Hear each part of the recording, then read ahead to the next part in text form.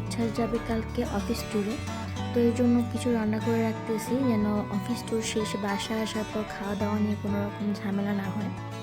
তো আমি এখানে ডাল, তারপর ডিম আর ফুলকপি রান্না করে রাখলাম। তারপর আপুর বাসায় যাচ্ছি, তো আপুর জন্য ভাবলাম কিছু একটা করে নিয়ে যাই, তার জন্য গাজরের হালুয়া করতেছি। শেষে অফিস ট্যুরের শেষ হওয়ার পরে মাঝখানে একদিন গ্যাপ দিয়ে তারপর দিন থেকেই ভাইয়ার অফিস ট্যুর, মানে আমি এখন যাচ্ছি নিধিয়াপুর বাসায়, তো আপুর হাজব্যান্ডের অফিস ট্যুর। তো তারপর উচ্ছ্বাস আর যাবে না আপুর বাসায় আর কি অফিস ট্যুর শেষে, ও একদম বাসায় চলে আসবে, কিন্তু আমি আপুর সাথে থাকবো যেহেতু আপু একা একা থাকতে পারবে না। তারপর অফিস ট্যুর শেষ হলে ভাইয়ার তখন উচ্ছ্বাস গিয়ে আমাকে নিয়ে আসবে, তো এই জন্যই ওর জন্য রান্নাবান্না করে রাখা। আর পরে ভাবলাম যে আপুর জন্য কিছু করি, তাই গাজরের হালুয়াটা করতেছি। যদিও অনেক ঝামেলা করতে হয়েছে, একদম গ্রেড করতে গিয়ে প্রচুর টাইম লাগছে। একা একা থাকাটা আমি অনেক বেশি ভয় পাই।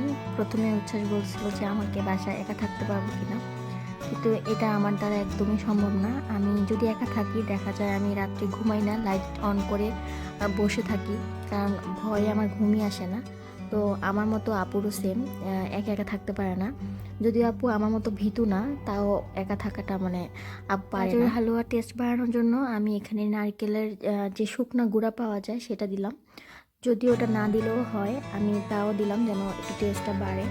আর আমি সবসময় মানে রান্না করলে অন্য কারোর জন্য একটুখানি উচ্ছ্বাসকে আগে টেস্ট করাই যে কেমন হয়েছে। অনেক সকালবেলা উঠে গেছিলাম যাওয়ার জন্য, তো সকালবেলা উঠে রেডি হয়ে আমরা ওয়েট করতেছিলাম, তো অনেক জ্বালাইতেছিল ইনা, তার জন্য ওকে একটু কার্টুন দিয়ে এখানে দাঁড় করে রাখছি যেন ডিস্টার্ব না করে।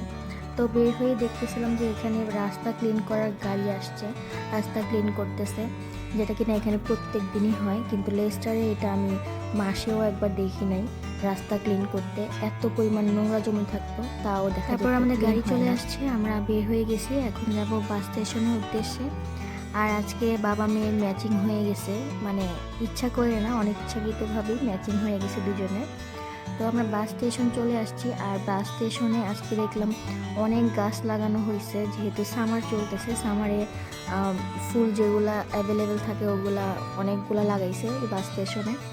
তো আমাদের বাস ছেড়ে দিছে, আমরা বসছি বাসের দ্বিতীয় তলায় একদম সামনে, যেন ভালোভাবে ভিউটা দেখতে পারি। বাসা চেঞ্জ করে আসার সময় আমরা কারে আসা হয়েছিল, তার জন্য আমি রাস্তার এই দুই পাশের ভিউটা দেখতে পারি নাই।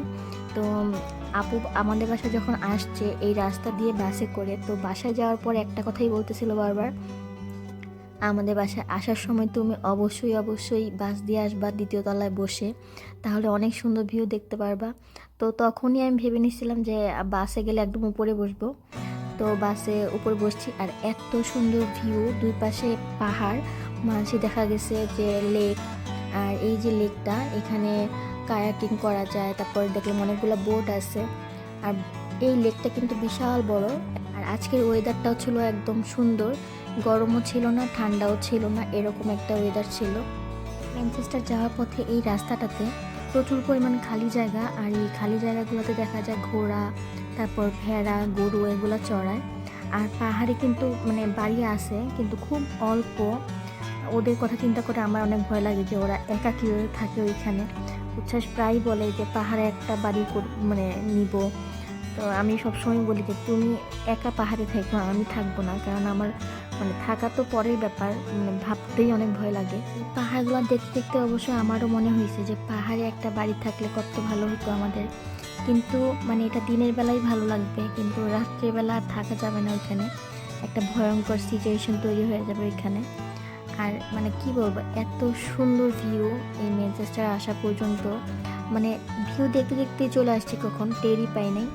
আমরা একদম আপুর বাসার কাছাকাছি চলে আসছি। তো আসার পরে উচ্ছ্বাস আমাদেরকে উবারে উঠাই দিছে, আমি আর ইনা যাচ্ছি, উচ্ছ্বাস যাচ্ছে না, ওর অফিস ট্যুরে যাচ্ছে যেহেতু, তো ওর কলিগের সাথে একসাথে চলে যাবে, আমাদেরকে উবারে উঠাই দিছে। আমরা চলে আসছি আপুর বাসায়। তো আসার পরে ইনায়া সব খেলনা দখল করে নিতেছে নিজের করে, মনে হইতেছে ও সব খেলনা ওর নিজের।